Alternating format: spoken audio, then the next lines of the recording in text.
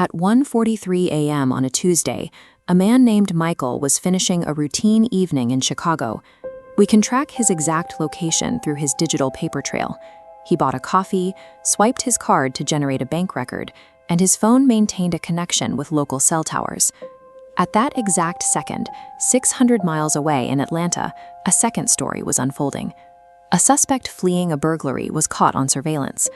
Local police fed that blurry surveillance footage into their facial recognition software.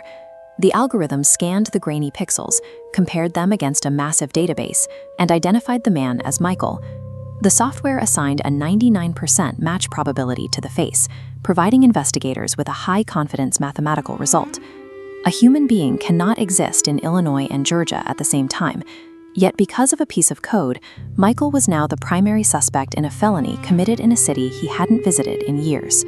Authorities responded to the alert by drafting an arrest warrant immediately, treating the software's conclusion as the starting point for the case. Modern law enforcement training often frames these high-tech tools as objective and infallible. When a dashboard displays a high-probability match, the protocol is frequently to trust the data and move toward an arrest. When the algorithm provides the initial suspect, the investigation often narrows to fit that digital frame. This makes it significantly harder for conflicting physical evidence to be considered before the victim is taken into custody. This error happened because advanced AI processes information differently than the human mind. Facial recognition networks extract geometric data points, measuring eye distance or a jawline's curve. But the software evaluates these in a total vacuum, stripping away environmental context to focus entirely on the pattern.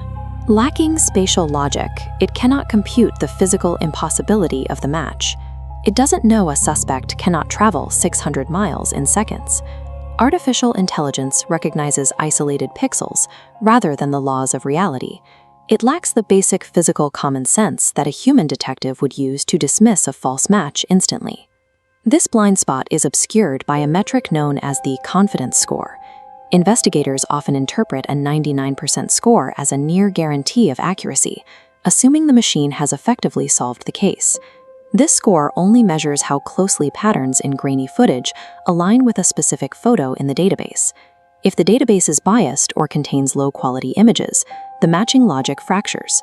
The math might be perfect, but operating on flawed data leads to a high-confidence match for the wrong person.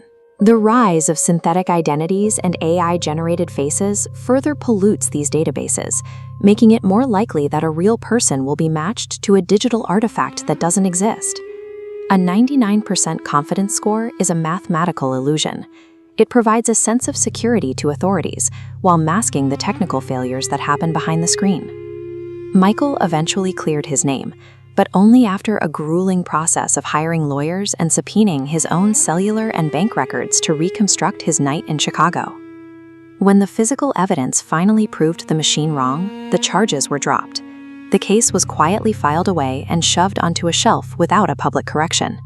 The algorithm that identified him remains active and unquestioned, continuing to scan thousands of faces using the same flawed logic that nearly sent an innocent man to prison.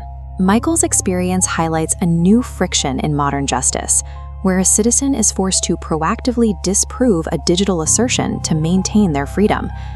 Because these systems are now a permanent part of policing, you need to proactively build your own digital alibi.